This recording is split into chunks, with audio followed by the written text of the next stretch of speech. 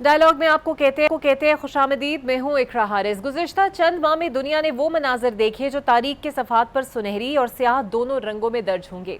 بھارت نے پاکستان پر حملہ کیا مگر بدلے میں انڈیا کو ذلت آمیز شکست ہوئی۔ اسی دوران اسرائیل نے ایران کو نشانہ بنایا، پھر اسرائیل نے قطر پر حملہ کیا، لیکن اس کے باوجود مسلم دنیا ایک مشترکہ لائے عمل دینے میں ناکام ہوئی۔ لیکن 2 روز قبل جو ہوا وہ پوری دنیا کے لیے غیر متوقع سرپرائز تھا۔ پاکستان اور سعودی عرب نے مشترکہ دفاعی معاہدہ کر لیا۔ اب اگر پاکستان پر حملہ ہوگا تو اسے سعودی عرب پر حملہ تصور کیا جائے گا، اور اگر سعودی عرب پر حملہ ہوگا تو وہ پاکستان پر حملہ شمار ہوگا۔ یہ تاریخی معاہدہ نہ صرف خطے کی اسٹریٹجک صورتحال بدل دے گا بلکہ عالمی طاقتوں کے لیے بھی ایک واضح پیغام ہے۔ یہی وجہ ہے کہ دنیا بھر کے اخبارات اور تجزیہ نگار اس معاہدے پر تبصرے کر رہے ہیں۔ برطانوی فائنانشل ٹائمز کے مطابق سعودی عرب نے معاہدے پر دستخط کے بعد واشنگٹن کو باضابطہ اطلاع دی کہ ریاض اور اسلام آباد اب ایک دوسرے کی سلامتی کے محافظ ہیں۔ یہ پیش رفت عالمی سیاست کے توازن کو جھنجھوڑ دینے والی ہے۔ ملک کے اندر بھی یہ معاہدہ غیر معمولی جوش و خروش کے ساتھ سراہا گیا۔ یوم تشکر منایا گیا، عوام نے اسے ایک نئے عہد اور روشن مستقبل کی ضمانت قرار دیا، اور بلا شبہ یہ پاکستان کی ایک بہت بڑی کامیابی ہے۔ مگر اس کے ساتھ ہی ہمیں یہ نہیں بھولنا چاہیے کہ وطن اس وقت 2 بڑے امتحانوں سے گزر رہا ہے۔ ایک طرف سیلاب نے لاکھوں افراد کو بے گھر کر دیا ہے، کھیت کھلیان پانی میں ڈوب گئے ہیں اور بنیادی ڈھانچے کو شدید نقصان پہنچا ہے۔ دوسری طرف سیاسی محاذ پر کشمکش جاری ہے، پارلیمان میں ہلچل ہے، عدالتی فیصلوں پر بحث ہے، اور منی بجٹ کی سرگوشیاں اس حقیقت کی نشاندہی کر رہی ہیں کہ پاکستان ایک نئے سیاسی دوراہے پر کھڑا ہے۔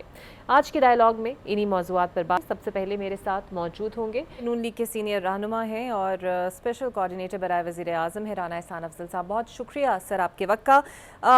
رانا صاحب، سعودی عرب سے دفاعی معاہدہ، اس میں کوئی شک نہیں ہے کہ آپریشن بنیان المرصوص کے بعد پاکستان کو بہت ساری سفارتی کامیابیاں حاصل ہوئی اور انہی میں سے یہ ایک ہے، لیکن آپ کی نظر میں کتنا مضبوط اس سے پاکستان ہوگا؟ کیونکہ وزیر اعظم نے اس کے بعد لنڈن بھی جانا ہے، اس کے بعد امریکہ کا بھی ان کا دورہ اسکیجول ہے، اور امریکہ کو کیا اس معاہدے پہ تحفظات ہو سکتے ہیں؟ بسم اللہ الرحمن الرحیم۔ دیکھیں، یہ جو معاہدہ ہوا ہے، جس کو SMDA یا اسٹریٹجک میوچل ڈیفنس ایگریمنٹ کہا جا رہا ہے، اس سے پاکستان کی جو دفاع ہے وہ دگنی تگنی مضبوط ہو گئی۔ اور وہ کیسے؟ کیونکہ پاکستان پہ حملہ جو ہے وہ نہ صرف پاکستان پہ حملہ کنسیڈر کیا جائے گا بلکہ سعودی عربیہ پہ بھی حملہ کنسیڈر کیا جائے گا، اور اسی طرح سے سعودیہ کے اوپر حملہ جو ہے وہ ایک ملک پہ نہیں بلکہ دونوں ملکوں پہ کنسیڈر کیا جائے گا۔ تو اس سے جو ہماری دفاعی حدود ہے وہ سعودی بارڈر تک پہنچ گئی ہے، اور سعودی عربیہ کی دفاعی حدود جو ہے وہ پاکستان کے بارڈر تک پہنچ گئی ہے۔ تو اس سے دیکھیں، کوئی بھی ملک جو ہے وہ اس چیز کو پاکستان پہ حملہ کرنے سے پہلے سوچے گا کہ نہ صرف پاکستان کا کیا ری ایکشن ہوگا بلکہ ان دونوں ملکوں کا کیا ری ایکشن ہوگا۔ تو اس سے جو آپ کا ریجن ہے اس میں پیس جو ہے مزید اس کو تقویت ملے گی، کیونکہ کوئی بھی جو ہے 2 ملکوں کے ساتھ جو ہے مسئلہ نہیں کھڑا کرنا چاہے گا۔ تو میں سمجھتا ہوں کہ ریجن کے لیے، ریجنل پیس کے لیے اس سے بڑا ایک جو ہے وہ ایک سٹرینتھ ملے گی اس کو۔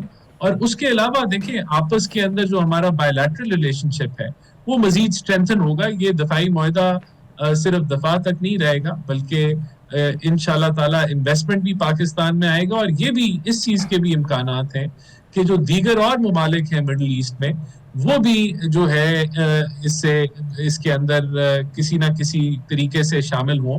تو میں سمجھتا ہوں کہ یہ پاکستان اور پاکستان کی جو جو سفارتی محاذ کے اوپر بہت بڑی کامیابی ہے، اور پوری قوم کو بہت مبارک ہو۔ اچھا رانا صاحب، معاہدے کے نتیجے میں یہ تو طے ہے کہ ہم سعودی عرب کو ہر طرح سے دفاعی لحاظ سے جو ہے کیٹر کریں گے اور دفاعی پوزیشن ان کی مضبوط کریں گے، لیکن ہمارے لیے ان ریٹرن کیا ہوگا؟ کیا ہم یہ سمجھیں کہ کچھ معاشی بہتری کے لیے پاکستان اور سعودی عرب کے درمیان کچھ طے ہوا ہے؟ دیکھیں، بالکل، جہاں ہماری افواج جو ہے وہ نہ صرف سعودی دفاع کے اندر اپنا رول ادا کرے گی، لیکن میں سمجھتا ہوں کہ یہ آپ کو اس میں اب ایک اور پہلو آ گیا نا۔ اب اگر بلوچستان کے اندر جو ایک پراکسیز کو استعمال کر کے دیگر ملک جو ہیں جو ہمارے مفادات کے خلاف کام کر رہے ہیں جو TTP کو جو سپورٹ مل رہی ہے, چاہے وہ فائنینشیل سپورٹ ہو, تو یہ ساری چیزیں اب ان کی نوعیت تبدیل ہو جائے گی, کیونکہ یہ جو حملے پاکستان پہ ہو رہے ہیں یہ پھر اب دونوں کی ذمہ داری بنے گی.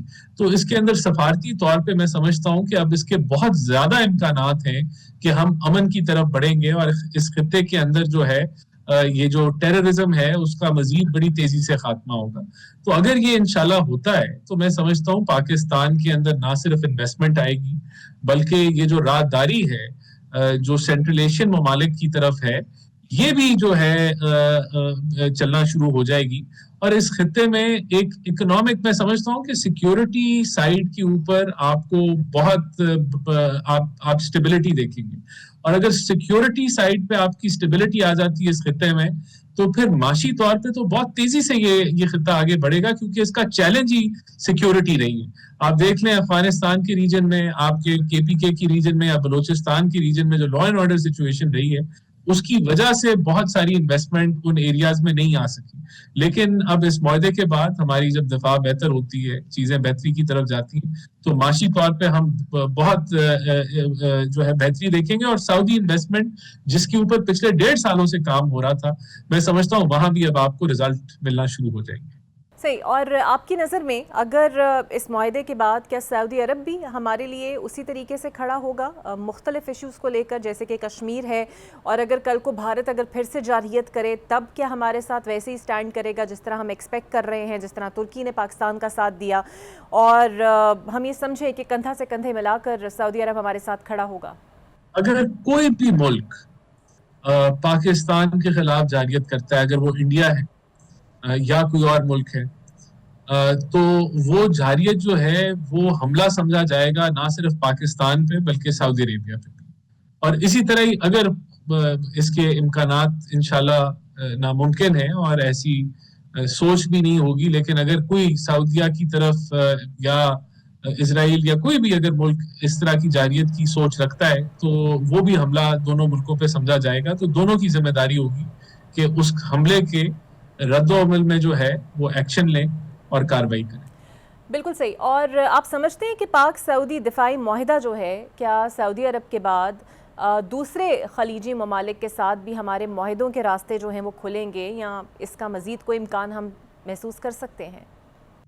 دیکھیں, وہاں جو آپ نے حالیہ جو صورتحال دیکھی کہ ایک ملک اسرائیل جو ہے اس نے نہ صرف ایک بلکہ 6 سے 7 ملکوں کی سوورینٹی کو چیلنج کیا, ان پہ حملہ کیا, اور ان کے جو انٹرنیشنل لا ہے اس کے خلاف جاتے ہوئے اٹیک کیا. اور وہاں جو ہے امریکن بیسز بھی ہیں, اور وہاں جن مقصد کے لیے وہ بیسز بنی تھی کہ ان ملکوں کو جس طرح قطر میں ایک طریقے سے پروٹیکشن دینی تھی, تو وہ پروٹیکشن بھی آپ کو نہیں نظر آئی. تو اس سیناریو کے اندر میں سمجھتا ہوں کہ جو ان کی نیشنل سیکیورٹی, دفاع کے لحاظ سے جو دفاعی سیکیورٹی ہے, اس کو ری تھنک کیا جا رہا ہے, اس کو دوبارہ سے جو ہے سوچا جا رہا ہے کہ کس طریقے سے وہ اپنے ملکوں کے بارڈر کو اور سوورینٹی کو پروٹیکٹ کریں گے, کیونکہ جو لائبل انہوں نے اب تک اپنایا وہ فیل ہوتا نظر آیا. تو اس صورتحال میں آپ کو یہ دفاعی معاہدہ بھی نظر آ رہا ہے, اور پاکستان کی افواج کی کیپیسٹی, کیپیبلٹی, اس کا ٹیلنٹ, اس کی دفاعی صلاحیات ساری دنیا کے سامنے ہے. تو میں بالکل یہ سمجھتا ہوں کہ پاکستان کا رول جو ہے وہ اس خطے کی اسٹیبلٹی کے لیے, پیس کے لیے, دفاعی میٹرکس کے اندر ایک کلیدی کردار ہوگا, اور بالکل اس چیز کے امکانات ہیں جو آپ نے سوال پوچھا. بالکل. دوسری جانب سر میں چاہوں گی کہ سیلاب پہ بھی آپ کامنٹ کر دیں. اس میں تو کوئی شک نہیں ہے کہ پنجاب میں سیلاب نے بہت تباہی مچائی ہے, غذائی بحران اب سر پر کھڑا ہے, چاہے وہ چاول ہے, گندم ہے, کپاس ہے, تینوں فصلیں تباہ ہو چکی ہیں, کسان انتہائی پریشان ہے, اس کی ساری جمع پونجی لگ کے ختم ہو چکی ہے. نقصانات کا ابتدائی تخمینہ, یا پھر حکومت ابھی تک صرف زبانی جمع خرچ پہ چل رہی ہے, اتنی سست روی کیوں ہے؟ کیوں کوئی ایمرجنسی پلان جو ہے ان کی کفالت کے لیے یا پھر اس بحران پر قابو پانے کے لیے اب تک نہیں سامنے آیا؟ نہیں, دیکھیں, بالکل بھی سست روی نہیں ہے. احسن اقبال صاحب کی سربراہی میں کمیٹی جو ہے اس پہ کام کر رہی ہے, اور یہ پرائم منسٹر نے فوری طور پہ جو زراعت کی ایمرجنسی لگائی ہے اس کے بعد اس کمیٹی نے اپنا کام شروع کر دیا. جو LIMS ہے, جو نیشنل فوڈ سیکورٹی کا ادارہ ہے, جس کو life stock information management system کہا جاتا ہے, اسی طرح اسپارکو ہے, وہ اس چیز کا تخمینہ لگا رہے ہیں کہ لائف اسٹاک کا لاس اور فصلوں کا کیا لاس ہے. اس کے علاوہ ایک چائنیز کمپنی کو انگیج کیا گیا ہے جو جدید ٹیکنالوجی کو استعمال کرتے ہوئے, جس میں سیٹلائٹ امیجنگ کے تحت ایگزیکٹ انفارمیشن آ جائے گی کہ اگر کاٹن کی فصل ہے, رائس کی فصل ہے, اگر ویٹ کی فصل ہے جو سٹیپل کراپس ہیں, اس کے علاوہ جو میز ہے اس میں ہمیں کیا لاسز جو ہیں نظر آ رہے ہیں اور کتنا ییلڈ میں گراؤ آئے گا.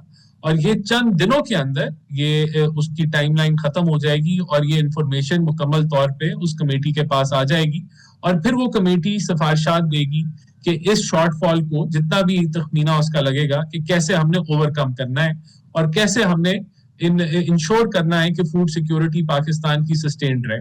تو اس کے اوپر جدید سائنٹیفک بنیادوں پہ کام ہو رہا ہے, بڑی تیزی سے کام ہو رہا ہے, اور کچھ ہوائی تکے نہیں لگائے جا رہے. بڑا اس میں آپ انٹرنیشنل سٹینڈرڈز کے مطابق آپ اس چیز کو لے کے جا رہے ہیں, اور انشاءاللہ اس چیز پہ ہم قابو پائیں گے. اور آپ کی نظر میں حکومت کی پالیسی کیا ہے؟ کیونکہ اب ظاہری بات ہے بحران ہے, ہم یہ جانتے ہیں انفلیشن آگے بڑھے گی, منی بجٹ کی باتیں ہو رہی ہیں, نئے ٹیکسز کی باتیں ہو رہی ہیں, اوبویسلی IMF کے ساتھ بھی آپ کو چلنا ہے. سو کب تک یہ والا جو بحران ہے جس کے اندر ہم پہلے ہی پھنسے ہوئے ہیں, مزید ٹیکسز لگا کے آپ کو لگتا ہے آپ کا ٹارگٹ پورا ہو پائے گا؟ دیکھیں, سب سے پہلے تو کوئی منی بجٹ نہیں آ رہا, نہ فائنانس منسٹری منی بجٹ پہ کام کر رہی ہے اور نہ FPR منی بجٹ پہ کام کر رہی ہے. ایک کمیٹی پرائم منسٹر کے زیر نے بنائی ہے جس کو فائنانس منسٹر ہیڈ کر رہے ہیں, اور وہ اس چیز کا تخمینہ لگا رہی ہے کہ اگر ہمیں ایڈیشنل وسائل کی ضرورت ہوئی تو ان کو ہم کہاں سے ارینج کر سکتے ہیں.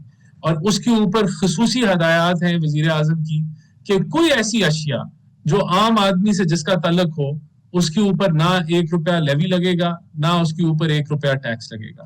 تو اس چیز کو مد نظر رکھتے ہوئے یہ کمیٹی جو ہے وہ اپنا کام کر رہی ہے, اور میں آپ کو پھر بتا دوں کہ کوئی منی بجٹ نہیں آ رہا. اس کمیٹی کا صرف یہ مقصد ہے کہ کون سے وہ ایریاز ہیں جہاں سے عوام کو مزید بوجھ میں ڈالے بغیر ہم ریسورسز کو ایکیومولیٹ کر سکتے ہیں, اور وہ بھی پھر جب سفارشات آئیں گی دیکھی جائیں گی کہ وہ فیزیبل ہیں, فیزیبل نہیں ہے, اور اس کی ضرورت ہے یا نہیں ہے.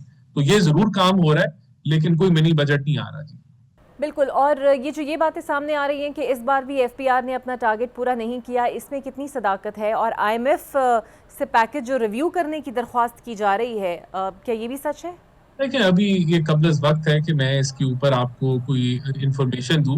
ابھی یہ ڈیٹا آ جائے کہ ان دونوں کمیٹیز یہ اپنی جب سفارشات دیں گی تو پھر اس کے اوپر ہم ضرور بات کر سکتے ہیں. ابھی اب 10 مہینے پڑے, 9 مہینے پڑے اس سال کو, تو ابھی جو ہے اگر کوئی شارٹ فال ہے FPR کا, اس کو کور کرنے کے پلان B پلان C موجود ہوتے ہیں. تو یہ ابھی قبل از وقت ہے کہ ہم اس طرح کا کوئی تاثر دیں کہ کوئی ہم مسائل ہیں, کوئی ایسی بات نہیں ہے. اور آپ اگر بڑی مجبوری ہو تو بہت سارے طریقے ہوتے ہیں, آپ اپنے اخراجات کٹ کر سکتے ہیں, کوئی ڈیولپمنٹ سپینڈنگ کٹ کر سکتے ہیں جس سے آپ اس شارٹ فال کو بیلنس کر سکتے ہیں. لیکن انشاءاللہ FPR بھی اس پلاننگ میں ہے کہ ہم نے اس شارٹ فال کو اگلے آنے والے مہینوں میں کیسے اوور کم کرنا ہے. اچھا رانا صاحب, 1-2 دن پہلے رانا ثناء اللہ صاحب نے ایک پروگرام میں یہ کہا تھا کہ بے نظیر انکم سپورٹ پروگرام کو رول بیک کرنے کی ضرورت ہے کیونکہ اس سے وفاق پہ خاصا بوجھ پڑ رہا ہے.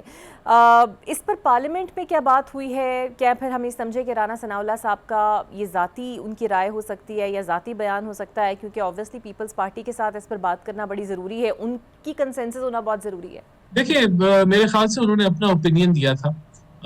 ہر انسان کو اپنا اوپینین دینے کے اوپر جو ہے وہ رائٹ ہے کہ وہ اپنا خیال کا اظہار کرے. دیکھیں, جنرلی اسپیکنگ بیسٹ جو ہے وہ صوبوں کے لیے استعمال کیا جاتا ہے, اور اس میں ضرور یہ ڈسکشن ہوتی ہے کہ صوبوں کو بیسٹ کو اون کر لینا چاہیے اور ان کو یہ اخراجات کرنے چاہیے. تو کیونکہ وفاق پہ پہلی بڑا لوڈ ہے, اور اب تو صوبوں کے جو بجٹ ہیں وہ وفاق سے زیادہ ہیں, صوبوں کے ڈیولپمنٹ بجٹ اب وفاق سے زیادہ ہیں.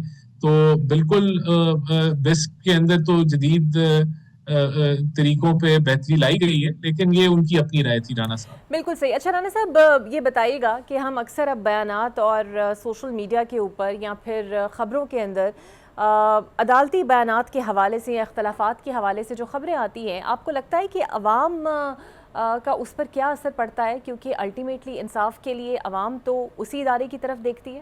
کوئی اختلاف نہیں ہے عدلیہ کے اندر.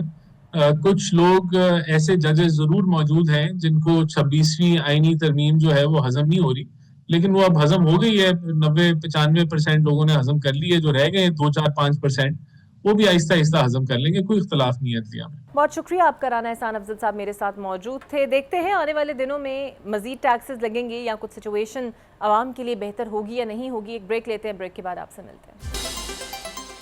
میرے ساتھ موجود ہوں گے سابق وفاقی وزیر ہیں، ماہر قانون دان ہیں اور سینئر سیاستدان ہیں فواد چودھری صاحب. بہت شکریہ فواد صاحب آپ کے وقت کا.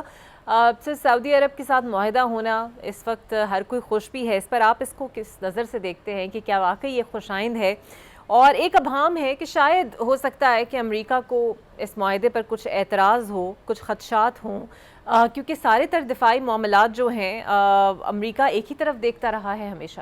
خدشات تو ہو بھی سکتے ہیں اور ریزرویشنز بھی ہو سکتی ہیں، لیکن ظاہر ہے کہ ہم نے تو اپنا مفاد دیکھنا ہے. اگر آپ اس کی نوعیت اور جو اس کے اوپر غور کریں، جو اس کی جیو پولیٹیکل امپورٹنس ہے اس کے اوپر غور کریں، تو ظاہر ہے کہ یہ معاہدہ پاکستان کے لیے تو بہت ہی ایک بڑا قدم ہے، بہت ہی اہم قدم ہے.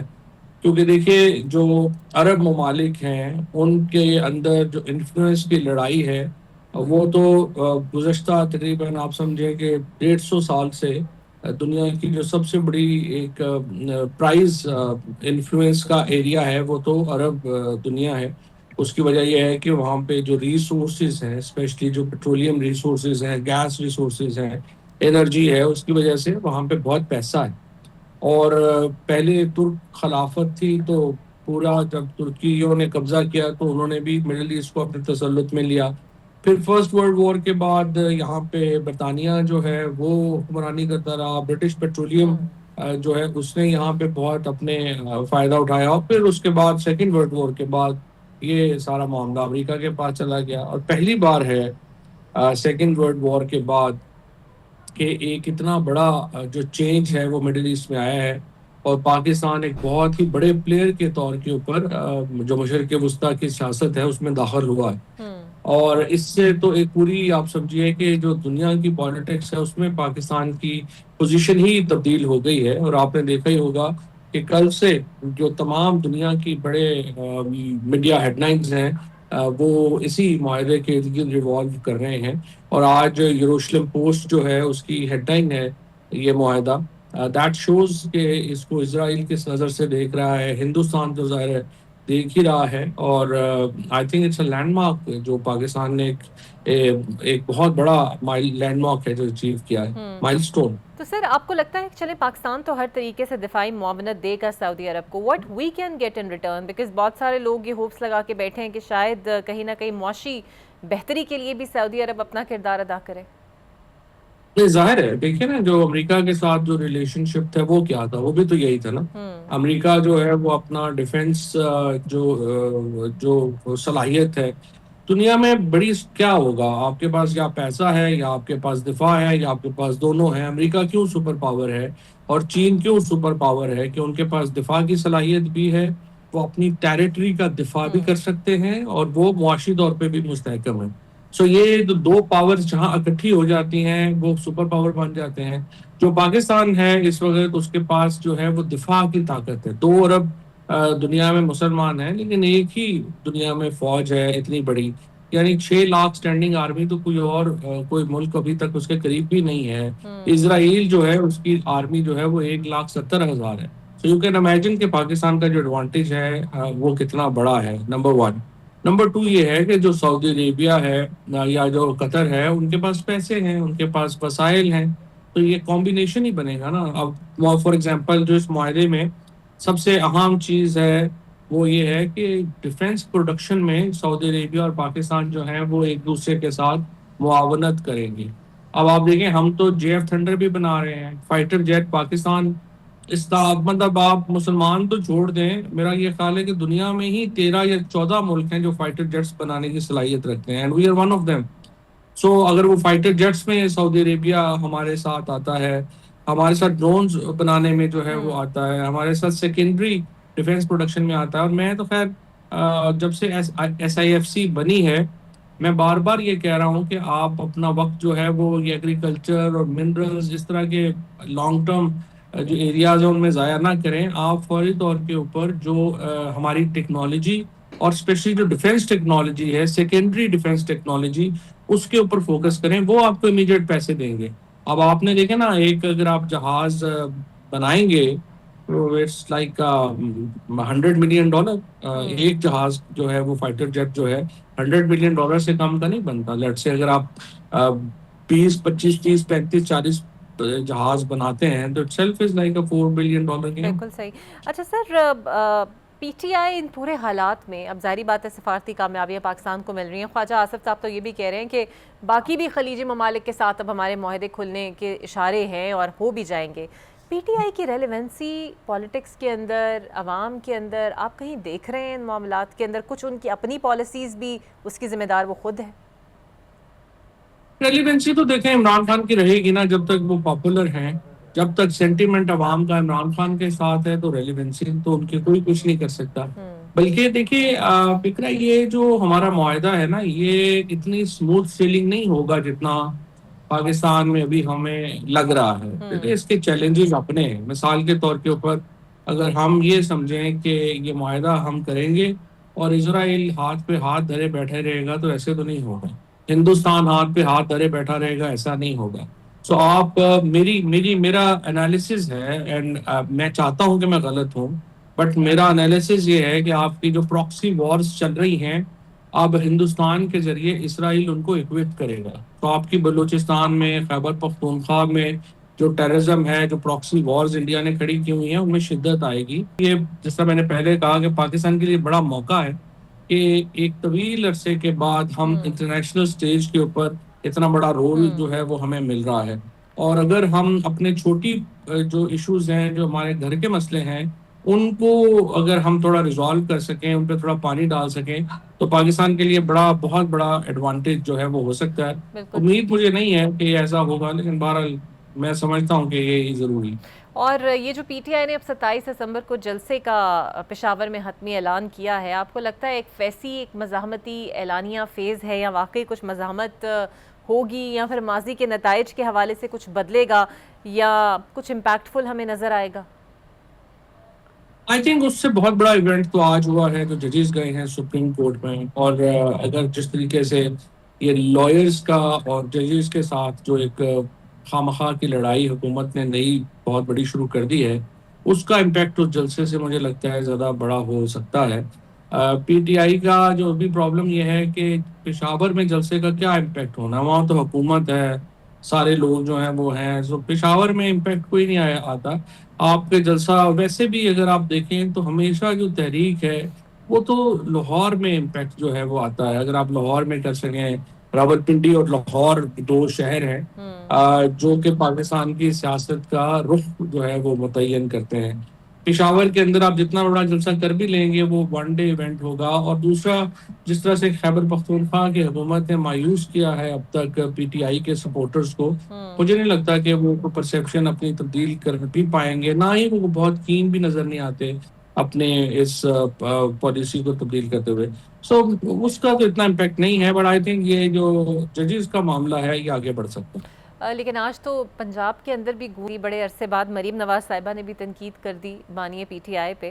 اچھا سر، سیلاب نے بھی آدھا پنجاب ڈبو دیا ہے، بھاری تعداد میں نقصان ہوا ہے. منی بجٹ پر ہم غور کر رہے ہیں، لیکن یہ ابھی نہیں پتا کہ ریلیف کیسے دیں گے ان وکٹمز کو. میں خود ہو کر آئی ہوں ان علاقوں سے، حالات بہت خراب ہیں، لیکن اس کے لیے کوئی ایمرجنسی پلان، کوئی ریلیف پیکج، کیا منی بجٹ ہمارے مسائل کا حل ہے؟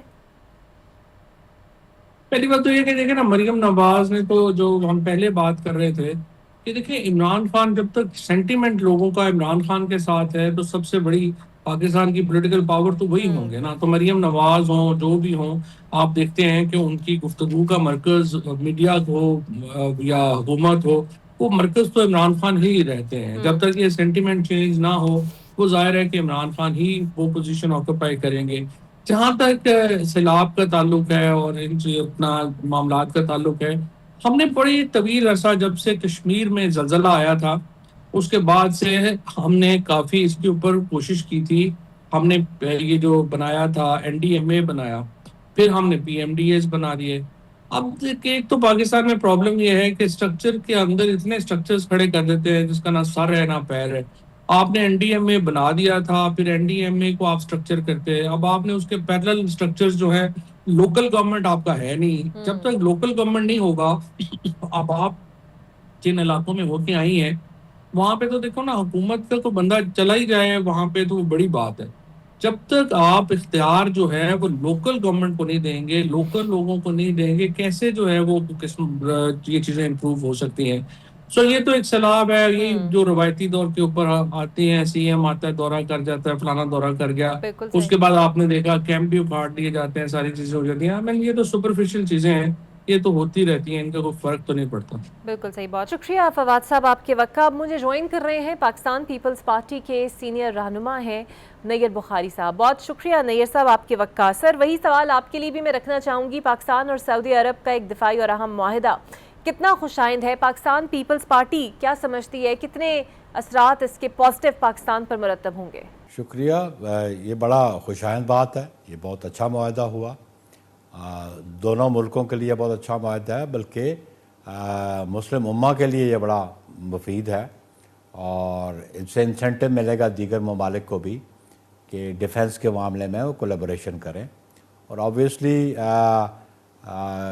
کوئی بھی مسلم ممالک کسی اور پہ انحصار نہیں کر سکتا، اور پرٹیکولرلی ابھی جو اسرائیل کا اٹیک ہوا دوحہ پہ، تو اس پہ اب کوئی مسلم ممالک کسی اور ملک پہ انحصار نہیں کر سکتا. آپس میں باہمی طور پہ ایک مشترکہ اعلائے عمل ان کو اختیار کرنا چاہیے، جس کے لیے کریڈٹ جاتا ہے محمد بن سلمان کراؤن پرنس کو، پرائم منسٹر کی قیادت کو، ہماری جو پاکستانی آرم فورسز کی قیادت ہے، کریڈٹ ان کو جاتا ہے. اور یہ انسینٹو ہوگا دیگر اسلامی ممالک کے لیے بھی، بالخصوص مڈل ایسٹ میں. بالکل صحیح. نیر صاحب، آصف علی زرداری اور بلاول بھٹو چین کے دورے پر ہیں، اور اس دوران انہیں اس فیکٹری کا دورہ کرایا گیا جہاں سے لڑاکا طیارے، ڈرونز اور پاکستان کے J-10 اور JF-17 بنتے ہیں. تو ہم سمجھیں کوئی نیا معاہدہ، کوئی نیا وینچر ہونے جا رہا ہے؟ دیکھیں، گزارش ہے کہ ہمارے بڑے تاریخی تعلقات ہیں چائنا کے ساتھ،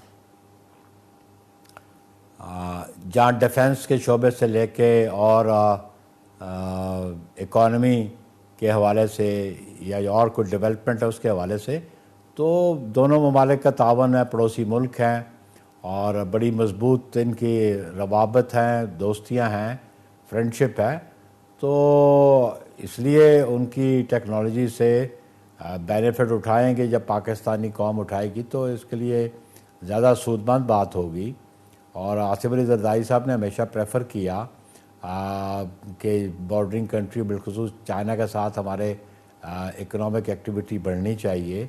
اور آصف علی زرداری صاحب کا یہ موقع بھی تھا، ابھی جو آج انہوں نے اورمچی میں جو ایگریمنٹس ان کی موجودگی میں سائن ہوئے، کہ ایگریکلچر کو بوسٹ دینے کے لیے، کیونکہ ہم سمجھتے ہیں کہ اگر ایگریکلچر پروڈکٹ پاکستان زیادہ پروڈیوس کرے گا تو اس کو اپنے پڑوس میں مارکیٹ اویلیبل ہے. چائنا بڑے ہیوج $بلین کا پروڈکٹس بھی امپورٹ کرتا ہے، اور پاکستان کی اکانومی کے لیے میں سمجھتا ہوں کہ یہ بہت ضروری ہے کہ اگر ایگریکلچر کی فیلڈ میں ان کا تعاون ہوگا، اس سے آپ کی ییلڈ بڑھے گی تو آپ کی ایکسپورٹ بھی بڑھے گی، اور ایکسپورٹ بڑھے گی تو آپ کے ریزرو میں ڈالر بھی آئیں گے. تو ہمیشہ سے آصف علی زرداری صاحب کی یہ اپروچ رہی ہے، اور ہم سمجھتے ہیں کہ ان کی موجودگی سے دورے سے بالکل پاکستان کو استفادہ ہوگا اور چین کو بھی استفادہ ہوگا.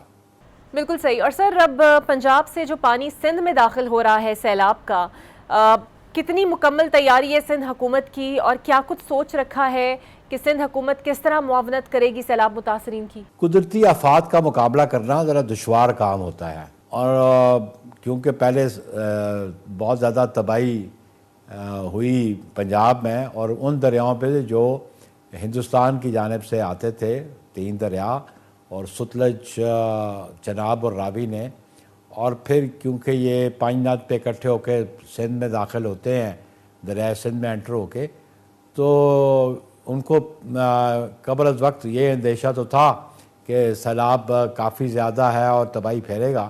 اور سندھ گورنمنٹ نے اس کے لیے پلان آؤٹ بھی کیا ہوا ہے اور کافی لوگوں کو انہوں نے آلریڈی جو ہے ریسکیو بھی کیا ہوا ہے.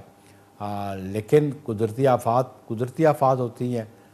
رب سے دعا کرنی چاہیے کہ اللہ تعالیٰ مہربانی کرے اور ہم ان آفات سے ہمارے ملک کو بچائے, ہماری قوم کو بچائے. بلکہ سندھ کی گورنمنٹ اس کے لیے بالکل بھرپور کوشش کر رہی ہے کہ کم سے کم نقصان عوام الناس کا ہو, بالخصوص زرعی شعبے میں کم سے کم. لیکن ایک بات ضرور ہے کہ جہاں مکانیت کو یا افراد کو تو بچایا جا سکتا ہے, لیکن جو فصلیں تباہ ہو گئی ہیں پنجاب میں بھی اور سندھ میں بھی, اس کے لیے حکومت پاکستان کو اور حکومت پنجاب کو سنسیئرلی اقدامات اٹھانے چاہیے اور کوئی ریلیف پیکیج جو ہے وہ زرعی شعبے کو بالخصوص کاشتکاروں کو دینا چاہیے. بہت شکریہ آپ کا. نیر بخاری صاحب میرے ساتھ موجود تھے. بلا شبہ پاکستان کے لیے یہ ایک کامیابی ہے سفارتی سطح پر, لیکن آنے والے دنوں میں پتہ چلے گا کہ کس کس کو اس پر اعتراض ہو سکتا ہے. ایک بریک لیتے ہیں, بریک کے بعد آپ سے ملتے ہیں. ویلکم بیک جی. میرے ساتھ موجود ہوں گے سید سلمان شاہ صاحب, D G P D M Sindh ہوئے. اب یہ تو ہم جانتے ہیں کہ سیلابی پانی کا رخ جو ہے وہ سندھ کی جانب بڑھتا ہوا جا رہا ہے.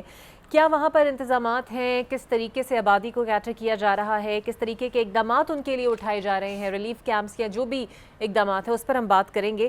بہت شکریہ سر آپ کے وقت کا. سر, گڈو اور سکھر بیراج پر پانی کے جو مختلف اعداد دیے جا رہے ہیں اس میں اصل حقیقت کیا ہے, کیونکہ کیا پنجاب سے سندھ میں داخل ہونے والا پانی کنٹرول میں ہے یا پھر سندھ میں بھی کچھ ایسے خدشات ہیں اسی تباہی کے جو ہم نے پنجاب میں دیکھی؟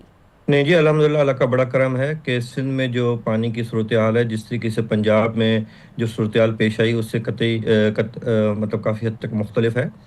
ہمارے جو دریا ہیں ان کے جو پشتے ہیں مضبوط ہیں اور ان کے اوپر ہم لوگ ہر وقت چوکس ہیں اور تمام پیٹرولنگ وغیرہ بھی جاری ہے اور پانی کا کوانٹم جتنا ہمارا سسٹم ڈیزائنڈ ہے اس سے کافی حد تک کم آیا ہے. جس طریقے سے انیشیلی ہمیں بتایا گیا تھا کہ پانی جو ہے تقریباً 9 لاکھ یا اس سے بھی زیادہ کیوسکس کا آئے گا جو کہ سپر فلڈ لیول کا ہو سکتا ہے, تو ہم نے اپنی تیاریاں جو تھیں وہ سپر فلڈ لیول کے لیے کی تھیں. لیکن اللہ کا شکر ہے ہمارے پاس ہائی فلڈ لیول کا پانی آیا ہے. 6,30,000 ہمارے پاس میکسیمم پہنچا گدو پہ, اور اسی طریقے سے سکھر پہ بھی جو پیک تھی وہ 5,70,000 کے قریب آئی. تو اس لیے جو ہے ہمارے کچے کے جو نشیبی علاقے تھے وہ ان میں پانی آیا ہے, اور اس کے جو ہے تقریباً 1,86,000 کے قریب لوگ جو ہیں وہ منتقل ہوئے ہیں پکے علاقے. اور جو ہمارے ریلیف کیمپس میں آئے ہم نے ان کو فیسیلیٹیٹ کیا تھا ساروں کو ایویکیویٹ ہونے میں, اور جو اس وقت جو ریلیف کیمپس میں موجود ہیں تقریباً 786 لوگ موجود ہیں, ان کو جو ہے ہم ان کا خیال رکھ رہے ہیں پوری طریقے سے, جس میں ان کو میڈیکل کی فیسلٹی, ہیلتھ کی فیسلٹی, کھانا پرووائڈ کرنا اور جو باقی نیسیسٹیز ہوتی ہیں وہ جو ہے ان کو پرووائڈ کی جا رہی ہیں. جی بالکل صحیح. اچھا سر, پنجاب سے جو پانی کے حوالے سے باتیں بتائی جاتی ہیں, جو اطلاعات ہیں, کیا وہ بر وقت ملتی ہیں, اور وفاقی حکومت اور این ڈی ایم اے سے آپ کی کوارڈینیشن اور کولیبوریشن کس لیول کی ہے, کیا مدد آپ کو ملتی ہے؟ دیکھیں جی, اطلاعات کی حد تک ہمیں بالکل صحیح انفارمیشن جو ہے وہ, کیونکہ بیسیکلی یہ آن لائن ہی اویلیبل ہوتی ہے, اور این ڈی ایم اے کے ساتھ اور جو باقی ادارے ہیں ہمارے فیڈرل گورنمنٹ کے, ان کے ساتھ ہم ہر وقت رابطے میں ہوتے ہیں. اور جو پانی کی جہاں پہ جتنی سطح ہوتی ہے وہ ہر 3 گھنٹے بعد اپڈیٹ ہوتی ہے, ہمارے پاس بھی آتی ہے, اور اکارڈنگلی ہم بھی جو ہے اس کے بعد اپنی ایسٹیمیشنز بھی کرتے ہیں کہ ہمارے پاس کیا پانی متوقع ہوگا. شروع میں جب بارشیں وغیرہ ہوئیں, جب یہ پنجاب میں سے جس وقت یہ 24-26 اگست کو جب یہ ریلا آنا شروع ہوا تھا, تو اس وقت جو ہماری ایسٹیمیشنز تھیں, ہماری کیلکولیشنز یہی تھیں کہ پانی تقریباً 6 سے 7 لاکھ کے درمیان آئے گا. لیکن کیونکہ پانی کا بیہیویئر اور جس طریقے سے موسم میں بارشیں کنٹینیوس جاری تھیں, تو ہم نے اس لیے اپنی تیاری کو جو ہے وہ سپر فلڈ کے لیے رکھا تھا. اور بعد میں پھر این ڈی ایم اے نے فیڈرل فلڈ کمیشن والوں کی طرف سے ہمیں یہ بھی بتایا, فیڈرل فلڈ فورکاسٹنگ ڈویژن کی طرف سے ہمیں یہ بھی بتایا گیا کہ پانی شاید 10 لاکھ سے بھی اوپر چلا جائے, کیونکہ ایسٹیمیشنز جو تھی وہ کے مطابق بارش اس سے زیادہ ہو رہی تھی. لیکن اللہ نے بڑا کرم کیا کہ جو پانی ہمارے پاس آیا وہ اس لیول میں آیا کہ ہم اس کو بائسلی مینیج کر پا رہے ہیں. بالکل صحیح. اچھا سر, یہ جو اطلاعات تھیں کہ سندھ کا جو ضلع ہے دادو, اس کی تحصیل میہڑ سے آنے والا جو سیلابی ریلا تھا اس نے لاڑکانہ سے بھی آج ٹکرانا تھا, وہاں بھی لوگوں کی نقل مکانی جاری ہے, تو وہاں پر صورتحال اس وقت کیا ہے, اور آپ لوگ انہیں جہاں منتقل کر رہے ہیں وہاں پر کیا کیا سروسز دی جا رہی ہیں انہیں؟ دیکھیں جی, منتقلی تو پورے تقریباً نارتھ سے لے کے ساؤتھ تک تمام اضلاع 15 اضلاع ہمارے لگتے ہیں, جو سب سے پہلے جو نارتھ والے گدو اور سکھر بیراج کے بیچ والے جو اضلاع ہیں وہ 6 اضلاع ہیں. ان 6 اضلاع میں تو سب سے زیادہ ایویکویشنز ہوئی ہیں. ان لوگوں کو ہم نے فیسیلیٹیٹ کیا ہے, ان کو باہر جو ہے نکالا ہے. ان کے لیے ہم نے ٹوٹل پورے سندھ میں 742 کشتیاں ہم نے کرائے پہ لی ہوئی ہیں جو کہ ایویکویشن میں مدد کریں, کیونکہ جب ایویکویشن ہوتی ہے تو لوگ اپنا قیمتی سامان, مال مویشی وہ بھی لے کے نکلتے ہیں. اور اس کے علاوہ جن لوگوں کے پاس اپنی بوٹس بھی ہوتی ہیں کچے میں, تو ہم نے ان کو, جس کے پاس تیل کی کمی تھی یا کسی چیز کی کمی تھی, تو وہ حکومت اور ضلع انتظامیہ نے وہ بھی پرووائڈ کی ہے. جو دادو اور یہ باقی علاقوں کی بات کر رہی ہیں, پانی جو ہے وہ آہستہ آہستہ نارتھ سے ٹریول کرتا ہے ساؤتھ کی طرف. تو جیسے جیسے ساؤتھ میں جاتا جائے گا وہاں پہ پانی کی جو ہے, ابھی جیسے کوٹڑی پہ پیک جو ہے وہ اب سے 2 دن یا 3 دن بعد آئے گی, تو پھر کوٹڑی کے آس پاس والے اضلاع ہیں جس میں مٹیاری لگتا ہے, حیدرآباد ہے, جامشورو ہے, سیون تالکا جو ہے, تو یہاں پہ جو ہے ایویکویشنز جو ہیں وہ تھوڑی سی بڑھیں گی. تو اس لیے جو ہے یہ ایویکویشن پانی کے ٹریول کے ساتھ ساتھ بڑھتی رہیں گی. اس وقت تک جو ہے تقریباً 1,86,000 لوگ ایویکویٹ ہو چکے ہیں, اور جب یہ نیچے کی طرف پانی جیسے ٹریول کرے گا, اوپر والے گاؤں جیسے کلیئر ہوتے جائیں گے, تو وہاں پہ لوگوں کی آبادی کی منتقلی واپس دوبارہ اپنے دیہاتوں کی طرف شروع ہو جائے گی. اور واپسی میں بھی ہم لوگوں کا یہ عزم ہے کہ ہم ان کو پوری طریقے سے فیسیلیٹیٹ کریں گے تاکہ لوگوں کو کسی قسم کا پریشانی کا سامنا کرنا پڑے. بالکل صحیح. تو سر آپ یہ دواؤں کے حوالے سے یا پھر کھانے پینے اور خوراک کے حوالے سے کیا اقدامات ان کے لیے کر رہے ہیں؟ کیونکہ ایک بات تو طے ہے کہ وبائی امراض بہت زیادہ ان علاقوں میں ہو جاتے ہیں. سندھ میں تو پہلے ہی بہت بڑے لیول کے اوپر ڈینگی اور ملیریا دونوں کیسز رپورٹ ہو رہے ہیں پورے سندھ کے اندر. تو یہاں پر کیا منصوبے آپ نے تیار کیے ہیں to cater all these things? دیکھیں, جو بھی آبادی کی منتقلی ہو رہی ہے ان کے لیے ہم نے میڈیکل کیمپس پرووائڈ کیے ہوئے ہیں, اور میڈیکل کیمپس میں 1,20,000 کے قریب ہمارے پیشنٹس جو ہیں وہ ٹریٹ ہوئے ہیں. بات آپ کی صحیح ہے کہ جو ڈینگی یا جو مچھروں سے ہونے والی بیماریاں جیسے ملیریا یا واٹر بورن ڈیزیز جس میں ڈائریا اور اسکن ڈیزیز وغیرہ ہوتی ہیں, ان کی تعداد تھوڑی بڑی ہے, لیکن ہم اپنی طرف سے پوری کوشش کر کے اس میں ہم ان کو وہیں پہ سہولیات دے رہے ہیں. ہمارے PPHI جو ہیں ان کے موبائل یونٹس ہیں, ہمارے وہاں پہ ایگزسٹنگ فیسلٹیز جو نیئر بائی میں وہ ساری ایکٹیویٹڈ ہیں, اور ان کو ہم نے ڈیزگنیٹ کیا ہوا ہے سیلاب متاثرین کے میڈیکل سہولت کے لیے. ہم نے اپنے PDA میں کی جو ہیں تقریباً 40 وہیکلز ہیں جو کہ یونٹس ہیں جو کہ جس میں ڈسپینسری, لیب فیسلٹی اور ایکس رے فیسلٹیز ہیں, ان کو ہم نے موبلائز کہ جو دریائی اضلاع ہیں ان میں ان کو موبلائز کیا. پہلے نارتھ کی طرف کنسنٹریشن تھی, اب جیسے جیسے پانی نیچے آتا جا رہا ہے تو ہم ان کو نیچے والے اضلاع میں لے کے آ رہے ہیں. تو ہم حکومت پوری طریقے سے کوشش کری, کسی قسم کی کسی دوائی کی کوئی کمی نہیں ہے, کسی قسم کا کوئی بھی جو ہے وہ شارٹیج ہم کہیں گے کہ نہیں ہے اس سلسلے میں. اب پورے سندھ میں کوئی خطرہ تو ایسا کوئی رسک ہائی الرٹ یا خطرہ تو اب نہیں ہے جو آپ ہمیں بتانا چاہیں؟ دیکھیں جی, کچے کی حد تک میں ابھی بھی اس کو نہیں کام ڈاؤن کروں گا سچویشن کو. کچے کی حد تک خطرہ بالکل ہے. کچے کے لوگ وہ جو ابھی تک نہیں نکلے ان کو ضرور نکل آنا چاہیے, کیونکہ انسانی جان سے قیمتی کوئی چیز نہیں ہوتی ہے. لیکن پکے کے لوگوں کو, جو سیٹلڈ ایریاز کے لوگ ہیں جو دریا سے باہر رہتے ہیں, ان کے لیے الحمدللہ کسی قسم کی کوئی پریشانی نہیں ہے. بالکل ٹھیک ہے, بہت شکریہ آپ کا. PDM سندھ میرے ساتھ موجود تھے. اقدامات ہو رہے ہیں, لیکن سوال یہاں پر یہ ہے کہ جو نقصان لوگوں کا ہو چکا, جو لوگ بے گھر ہو چکے, جنہوں نے گھروں کو واپس جانا ہے, جن کسانوں کی فصلیں تباہ ہو چکی, جنہیں اب معاوضہ ملنا ہے, اس کے لیے حکومت سندھ ہو یا پنجاب ہو, ان کے پاس پلان کیا ہے, اسی کا ہمیں انتظار ہے. مجھے دیجیے اجازت, اللہ حافظ.